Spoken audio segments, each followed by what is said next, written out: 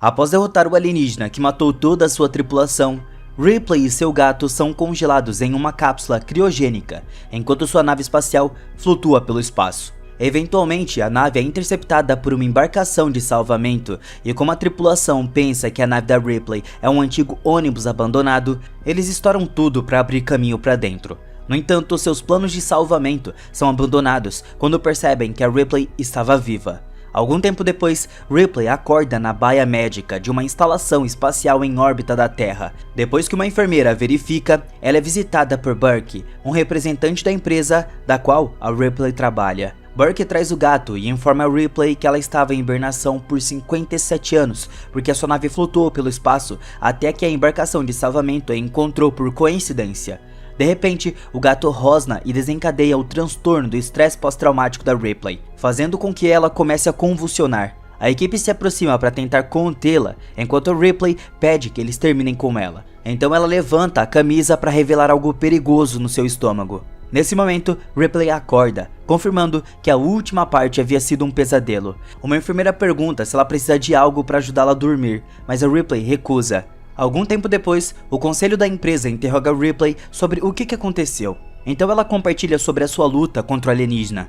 No entanto, eles não acreditam nela e consideram ela mentalmente instável. Então revogam a sua licença de voo e a submetem à supervisão psiquiátrica. Ripley pergunta por que eles não enviam pessoas ao planeta onde a sua tripulação encontrou o alienígena para obter provas, e descobre que o planeta, que foi nomeado de LV-426, já foi colonizado há 30 anos por terraformadores que estão criando uma atmosfera para tornar o lugar habitável. Alguns dias depois, a Ripley é finalmente liberada e consegue um apartamento onde Burke a visita novamente com o tenente Gorman dos fuzileiros coloniais. Eles dizem a Ripley que perderam o contato com o LV-426 e pensam que deve ser por conta dos alienígenas. Então a empresa enviará um esquadrão de fuzileiros para investigar melhor o caso. Como a Ripley tem experiência com esses alienígenas, eles gostariam que ela fosse como conselheira. Se ela concordar, a empresa a reinstalará como oficial de garantia. No entanto, Ripley recusa, temendo a ideia de voltar e bem frustrada com a atitude ambígua da empresa em relação a ela. Naquela noite, Ripley acorda de outro terrível pesadelo e percebe que isso não vai parar até que ela confronte os seus medos. Ela liga pro Burke e depois que ele garante que a missão ao LV-426 é para matar todos os alienígenas e não estudá-los, ela concorda em se juntar à missão. Mais tarde, Ripley e Burke embarcam em uma nave de guerra conhecida como Sílico, onde encontram os fuzileiros coloniais liderados por Gorman. O grupo estava acabando de acordar da hibernação e a Ripley percebe que eles não levam a ameaça dos alienígenas muito a sério. Durante o almoço, os fuzileiros brincam com uma faca e um bispo corta acidentalmente o dedo. Quando Ripley o vê sangrar branco, ela entra em pânico ao perceber que ele é um androide, porque, durante a sua última missão, outro androide os traiu para estudar o alienígena. Ele a assegura de que a nova geração de androides possui inibidores comportamentais e são incapazes de ferir os humanos, mas a Ripley os dispensa com raiva. Depois, durante um briefing da missão, a Ripley conta aos fuzileiros sobre a sua experiência com o alienígena para que saibam o que esperar, mas eles ainda não a levam a sério. Querendo provar a si mesma, ela se oferece para ajudá-los a carregar a sua nave de descida e manuseia habilmente um grande carregador de energia, que é um traje hidraulicamente aprimorado.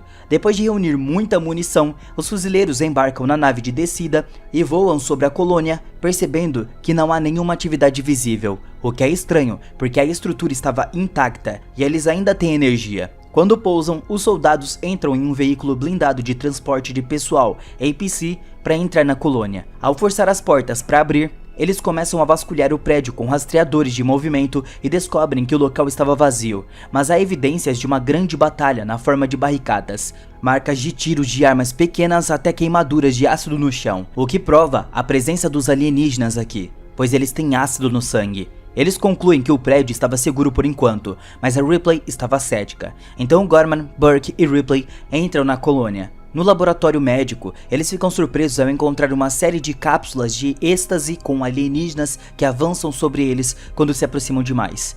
Eles encontram um arquivo descrevendo uma tentativa de remover um alienígena de uma das suas vítimas antes que pudesse implantar um embrião, e a remoção resultou na morte do sujeito. De repente, eles veem algo se movendo no rastreador e quando se movem cuidadosamente para verificar, algo corre nas sombras e os soldados desperdiçam algumas balas. Então o grupo olha mais de perto e fica chocado ao descobrir uma menina chamada Annie. Ela claramente tem medo deles e foge quando os soldados tentam pegá-la. Então a Ripley a segue para um escorregador de lixo, abraçando ela e falando gentilmente com ela até que a Annie concorda em sair com ela. Depois o grupo retorna à nave, mas a Annie se recusa a falar novamente. A Ripley é paciente e gentil até que a Annie confie nela. A menina explica que todos os outros estão mortos e pensa que os fuzileiros não podem fazer nada contra os alienígenas. Enquanto isso, Bishop estuda os aliens que eles encontraram, chamando-os de magníficos. No computador principal, Hudson localiza os colonos porque todos têm dispositivos de rastreamento embutidos na pele. Ele eventualmente encontra todos eles juntos na estação de processamento sob as torres de resfriamento principais no subnível 3. Os soldados partem novamente no APC e começam a descer os subníveis, percebendo que há interferência nos seus rádios. No subnível 2, eles descobrem algumas estruturas orgânicas semelhantes a colmeias que devem ter sido feitas pelos aliens. Ripley percebe que os fuzileiros estão caminhando ao lado ao redor da colônia e que suas armas poderiam causar uma explosão nuclear. Portanto, Gorman ordena que deixem a sua munição e mantenham apenas os lança-chamas. No entanto, Vasquez e Drake reativam secretamente suas armas inteligentes de qualquer maneira. Quando finalmente chegam ao subnível 3, encontram um ninho alienígena contendo os corpos dos colonos envoltos em casulos, sendo hospedeiros para os parasitas alienígenas. Os fuzileiros se movem cuidadosamente e eventualmente encontram um colono que ainda estava vivo e implorando por misericórdia. A mulher começa a convulsionar e de repente um alienígena bebê sai do seu peito, mas os fuzileiros agem rapidamente e o matam com um lança-chamas. Infelizmente, todo o barulho acorda os alienígenas, que estavam escondidos dentro das paredes. Os soldados recebem sinais nos rastreadores de movimento, mas não conseguem ver as criaturas, que atacam de surpresa e capturam um soldado. Isso causa um disparo acidental do lança-chamas e incendeia um fuzileiro, que cai da plataforma. Isso também inicia um incêndio, e antes que os outros possam fugir, as chamas causam a explosão de um estoque de munição.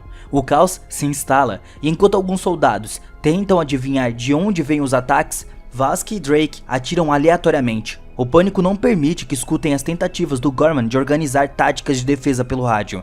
Os aliens começam a matar os fuzileiros um por um, e Gorman não sabe o que fazer, fazendo com que a Ripley grite com ele. Como Gorman ainda não reage, Ripley assume o controle do APC e o conduz através da colônia, passando pelo ninho para encontrar os 4 fuzileiros sobreviventes.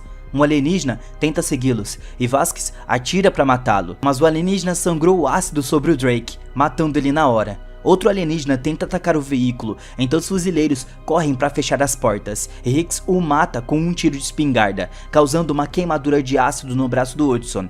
O APC pega fogo acidentalmente enquanto Ripley dirige, e a trepidação faz com que o Gorman desmaie. Outro alienígena pousa no topo do APC e quebra o vidro para tentar atacar a Ripley, mas ela para o veículo fazendo ele cair e atropela ele logo em seguida para o matar. O portão frontal estava fechado, então a Ripley o atravessa para escapar, destruindo o eixo transversal do APC no processo, o que significa que o veículo para de funcionar após alguns quilômetros depois. O grupo discute como proceder e a Ripley sugere detonar toda a colônia. O Burke protesta porque deve proteger os ativos da empresa e acha que ninguém tem o direito de exterminar uma espécie alienígena inteira. Os soldados estão do lado da Ripley e ela aponta que essa é agora uma operação militar, então o cabo Hicks estava no comando. Hicks autoriza a ideia da Ripley e o grupo sai do APC para disparar um sinalizador. Os pilotos na nave de descida conseguem ver e se preparam para o resgate, mas ao decolarem notam uma gosma estranha na rampa. Descobre-se que um alienígena se infiltrou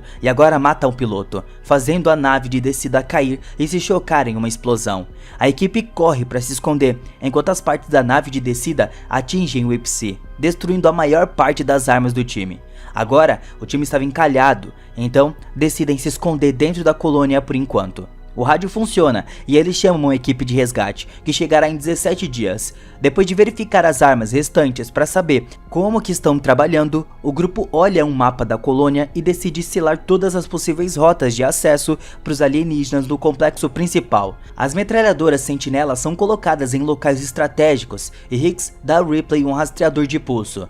Mais tarde, Ripley coloca a Annie para dormir, mas a menina estava muito assustada para dormir. Para ajudá-la a se sentir segura, Ripley coloca o rastreador no seu pulso. Depois, Bishop descobre que o sangue ácido dos aliens se neutraliza após exposição ao ar. O grupo discute sobre a colônia alienígena e conclui que deve haver uma rainha lá dentro. Ainda há 2 aliens mortos nas cápsulas do laboratório, e Ripley pede a Bishop para destruí-los, mas ele diz que recebeu ordens do Burke para mantê-los vivos. A furiosa Ripley confronta o Burke, que quer levar os aliens para a Terra porque a indústria de armas vai pagar bem por eles. Ripley revela que verificou o registro da colônia e descobriu que o Burke foi responsável por enviar os colonos para a nave alienígena depois de escutar a sua história, culpando-o por suas mortes. O Burke afirma que só queria provar a sua experiência e cometeu um erro simples, então a Ripley o empurra contra a parede e jura expô-lo quando voltarem à Terra.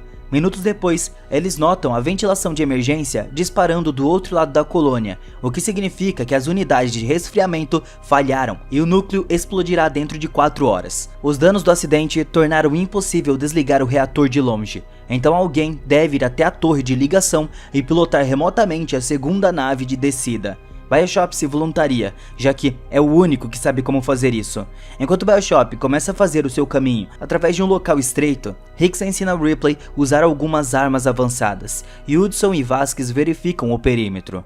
Gorman logo recobra a consciência e tenta se desculpar por seu comportamento, mas a Ripley o ignora. Então, ela vai até o quarto para verificar a Annie, e a encontra dormindo embaixo da cama. Ripley se junta a ela porque também precisa dormir. Eventualmente, Bishop chega à torre e continua a preparar a outra nave de descida para a partida. Momentos depois, Ripley acorda e encontra as cápsulas vazias do laboratório no chão, significando que os alienígenas e amostras escaparam. Ela também percebe que alguém pegou um rifle. De repente, um alienígena salta perto da cama e tenta atacá-las. Então, a dupla foge. A Ripley vira a cama sobre a criatura. Em seguida, eles tentam as portas apenas para encontrá-las trancadas. O quarto é a prova de som e ninguém pode ouvi-los gritar.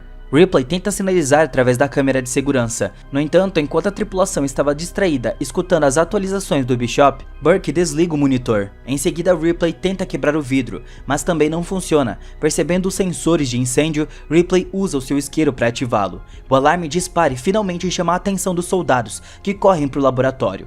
Enquanto o alienígena pula na Ripley, ela o empurra para longe, mas o alienígena pula nela novamente e fecha um membro ao redor do seu pescoço, enquanto outro alienígena vai atrás da Annie. Os soldados finalmente chegam e quebram o vidro com alguns tiros.